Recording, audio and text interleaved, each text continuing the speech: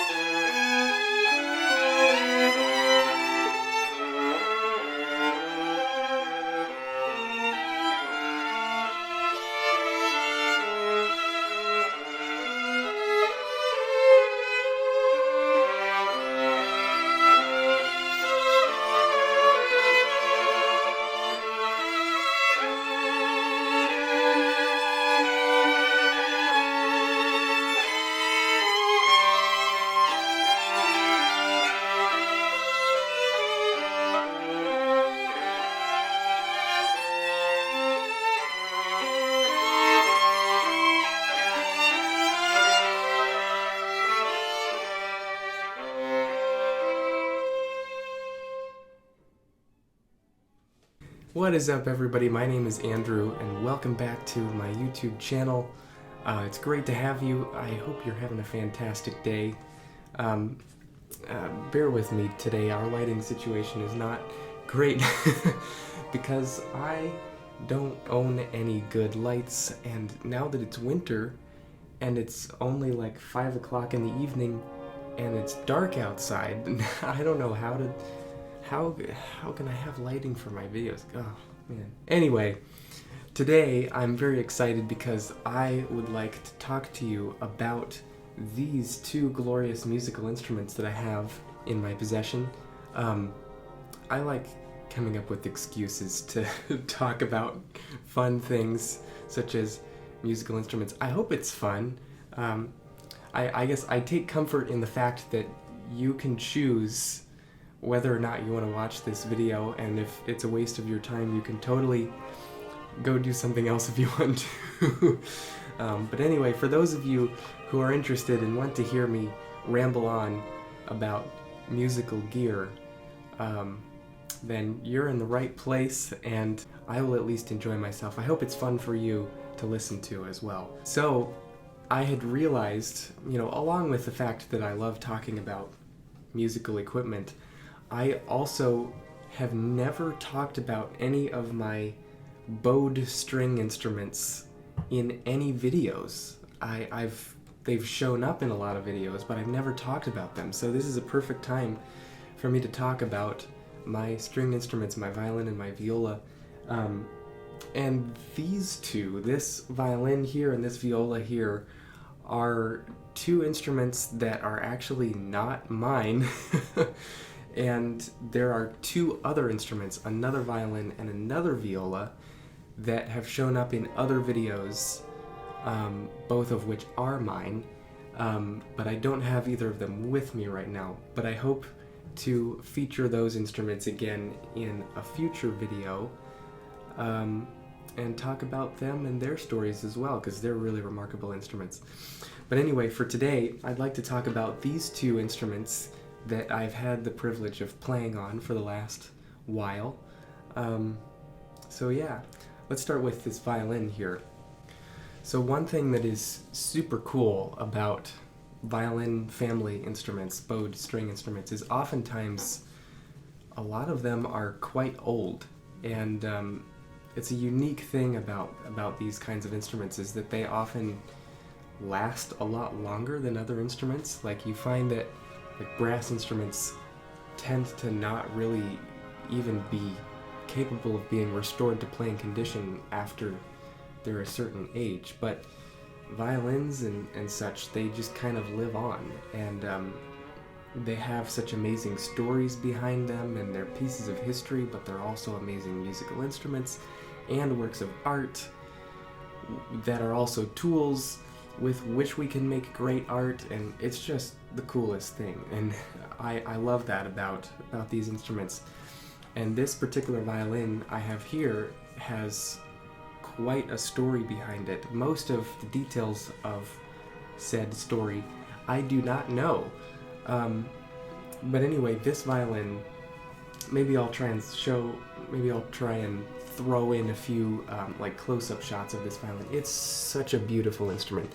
Look at the figuring on the neck and on the back and on the sides as well. This beautiful flamed maple wood that they used, and it's just a gorgeous instrument. And it's a really great sounding and really great playing violin as well. And this violin is particularly special because it belongs to my great uncle. It's not mine, it belongs to my great uncle, and he had it for a very long time. I don't know how much it was played. For a long time, I think it just kind of sat in its case in a closet. But right now, my great uncle, who unfortunately has dementia, and I need to check in on him and see how he's doing. But anyway, this violin has ended up temporarily in my care, and the hope is that perhaps it will end up back in his more immediate family. He wishes that one of his grandchildren would own and play this violin, which I think would be amazing. That would be such a special thing. And I can vouch for this violin. This would be a fantastic instrument for, an aspiring student, or even a, sort of a semi-professional, experienced amateur player to play on. It's really a great violin. So this violin was made by John S. Dickinson in Old Saybrook, Connecticut. Is that where it was? Old Saybrook, Connecticut. And it has a number inside of it. It says it is number 31. And it also has the exact date inside of it as well, April 1st, 1911, which means that this violin must be about 110 years old, which is pretty amazing. Now, of course, a lot of really nice violins out there, fine antique violins, are much older than this. Some of them dating from, 1700s, some of them even 1600s. There are people playing on instruments that old today. And so, really, a violin of this age is considered to be a modern violin, which is just a wild thing to think about, as old as it is. But this is a modern violin because this violin is in its original format. Nothing was changed about it between when it was made and its current state, which is not true about a lot of other historical violins, such as Stradivari or Guarneri violins. Those are the famous ones, they're the big names, and a lot of other violins too from that era, Guadagnini or other reputable makers. A lot of those violins made during that time, that was like, if you're going back to 1600s, 1700s, that's Baroque period. And we know in the Baroque period, the violin wasn't quite the same. I mean, it was definitely the same instrument, but it wasn't quite the same when you refer to the details then versus now. And one of the major differences is, of course, that the strings that were used on it were a different type of string. Now, that didn't change until actually much later. It was within the last 100 years that we stopped using gut strings that were always the choice. That was kind of all there was. And it wasn't until within the last 100 years that we started using other types of strings that are completely non-gut. We've had wound gut strings for a while, I think, but it wasn't until recently that we got the synthetic core strings that most of us classical players play on, which are what these are. These are Larson original synthetic core strings that I have on here right now. And we also have the steel core strings as well, which are generally not preferred by classical players. I really don't prefer steel core strings. I think they're very unpleasant to play on, but some people, that's exactly what they're looking for with sound and playability, what have you. But anyway, aside from that obvious difference of the strings, that's what most people would think of. There's also a couple other structural differences as well to the modern violin versus the Baroque violin.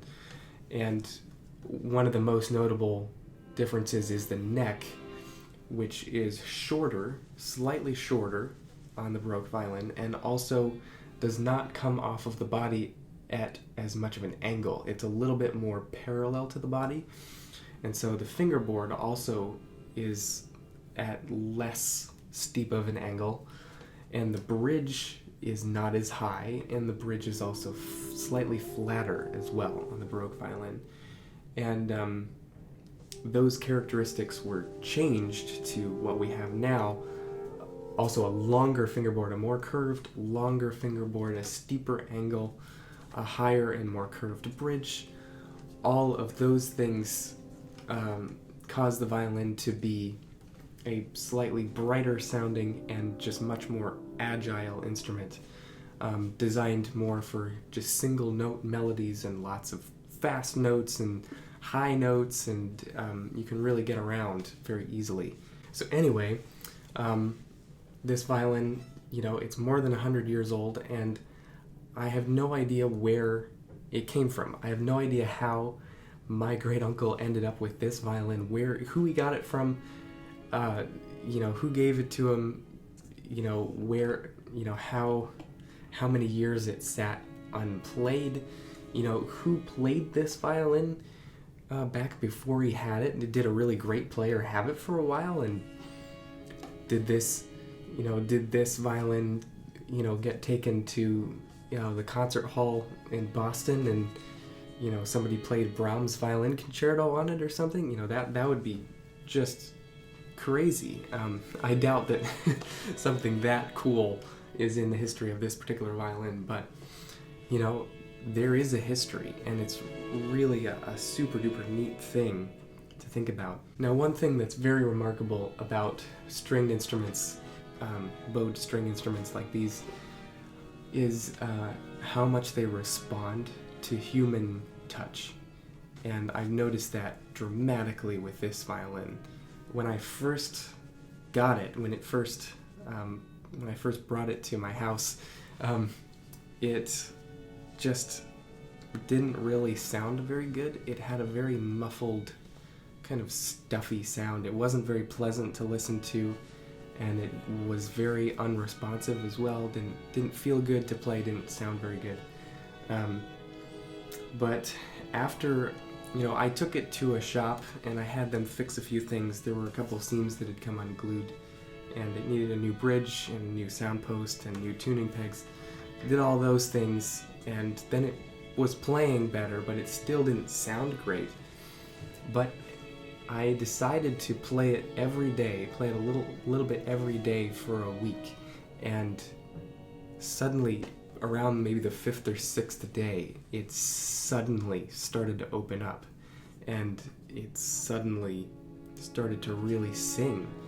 And that was so exciting to feel that happen, to witness that happen with this instrument. It came to life.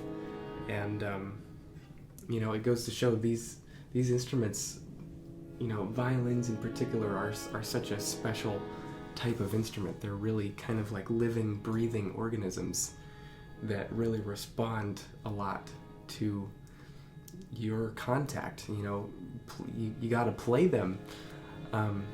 If you don't play them, they'll become sad. They'll get depressed, and that makes me sad. Got to play them, then they'll be more happy. So in the meantime, I've had this violin, I want to say about 4 years now, and I've played it off and on. I was playing my violin mostly. My violin can be seen in some older videos when I did 12 Days of Christmas back in 2017, early 2018, and also all of my Eric Whitaker videos from 2020, about a year and a half ago. All of those violin parts were recorded on my violin, which I hope to feature in a video again. Unfortunately, that violin is not playable at the moment. It needs some repair work. But since then, since it hasn't really been totally playable, I've been playing this, and it's been doing such a fantastic job, and I find that the more I play this violin, the better it sounds, and that's just so exciting, and I hope that, whoever gets to have this violin next ends up really loving it and really forming a great friendship with it, and I feel very honored to be a part of this violin's life. All right, now it is time to talk about this viola. Viola is an underrated instrument, isn't it? The viola is just such a magnificent, beautiful sounding instrument. It just has such a deep, rich tone, and it has a completely different voice than the violin. It's a very different instrument, and even though some of the technique is similar, it's really not quite the same. And for a while, I started playing the viola when I was about 9 years old. I started playing violin when I was 5, and I'd been playing violin for about 4 or 5 years, somewhere in there, when I picked up the viola.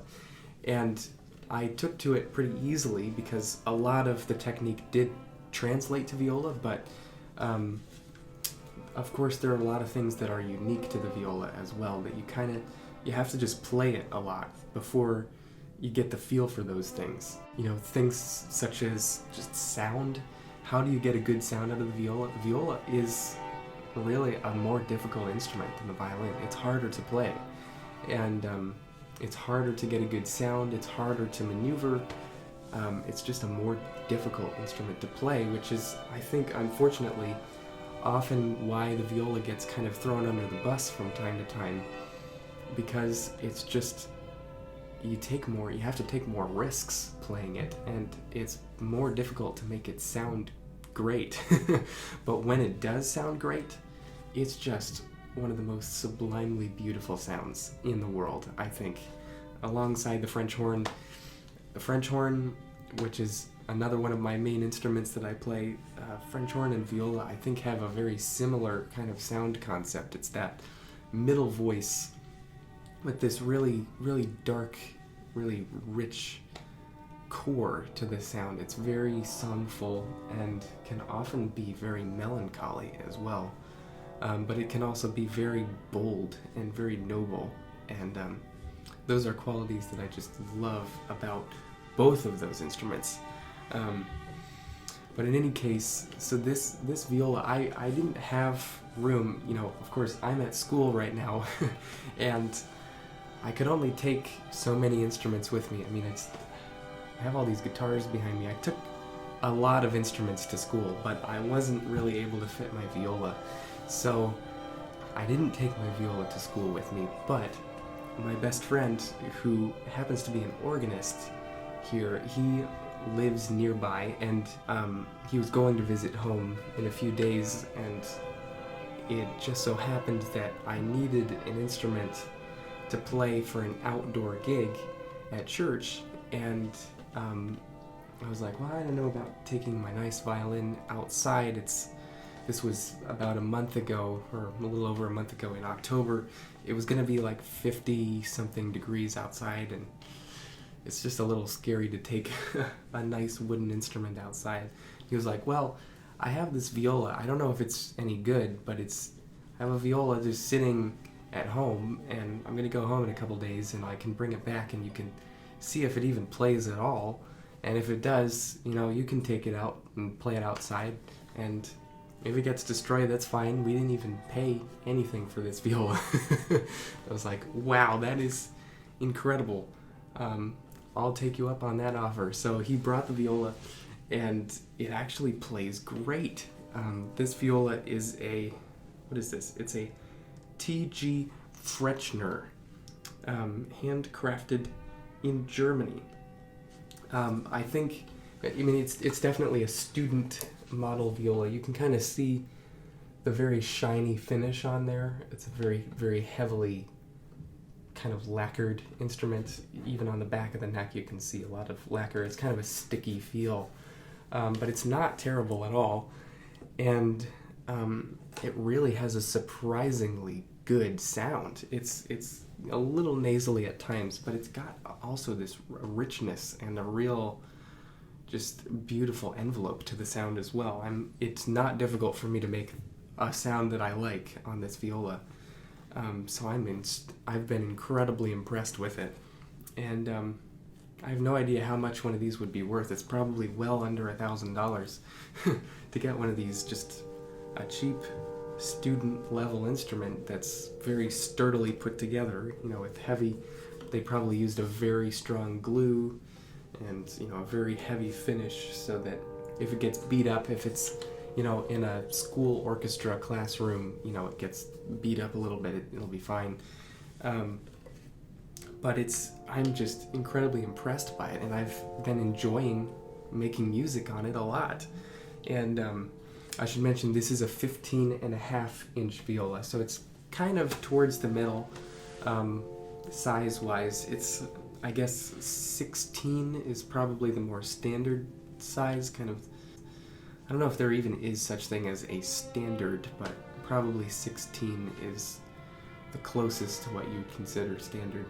I'm not a super big person, so I've always found the bigger violas to be very difficult to play. But 15.5, it's close enough to kind of a more average size that I can still get a great sound out of it, but it's not too big that it's so cumbersome. I can still manage and be fairly agile on it, and it feels great to play. So yeah, I've been super impressed, and I took the opportunity to try, a cheaper set of strings. I've been trying to see, I've spent years playing on the exact same string setup always. I always just played Tomastic dominant strings on both violin and viola, and I wanted to try some of the cheaper sets of strings to see if they're any good. And so these are the D'Addario Ascente strings that I put on here, and it's, I think, probably the cheapest set of viola strings that you can possibly buy that is still a synthetic core string. They're not steel core, they're synthetic core strings, but it's only a $40 set, which is a steal if they sound good, which they do. So I've been extremely impressed with these strings as well. So yeah, it's been a really, really fun time experimenting with this instrument and playing music on it. All the most recent multi-track videos that you've seen with me playing stringed instruments, this is the viola that I'm playing, and it sounds great. So I've been very happy with it. I'd like to know a little bit more about the Frechner, the T.G. Frechner company. They seem to be a pretty good company that are doing some really great work on these more affordable, student level instruments. So very cool stuff. Alright, and that brings me to the end of the video for today. Thank you so much for sticking around and hanging out, listening to me ramble. There will be more videos coming soon of this nature. I have a few more instruments lying around that I'd like to showcase and talk about a little bit, and be my usual nerdy self with. So anyway, I hope you're having a fantastic day. More music is also coming soon on the channel, and so if you have enjoyed what you've seen here, feel free to subscribe if you'd like, and hit that notification bell so you don't miss any future videos. And yeah, I'll see you next time. I hope you have a fantastic day. Bye bye.